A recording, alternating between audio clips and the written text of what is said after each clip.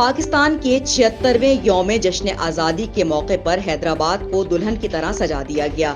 نجی اور سرکاری عمارتوں پر زبردست چراغاں۔ پاکستان کا 76واں یوم جشن آزادی کے موقع پر حیدرآباد کو دلہن کی طرح سجا دیا گیا۔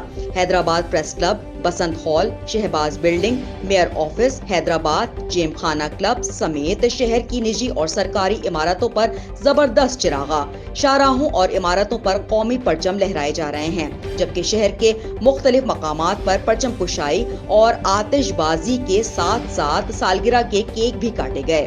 اس موقع پر شہریوں کا جوش و جذبہ دیکھنے کے قابل تھا۔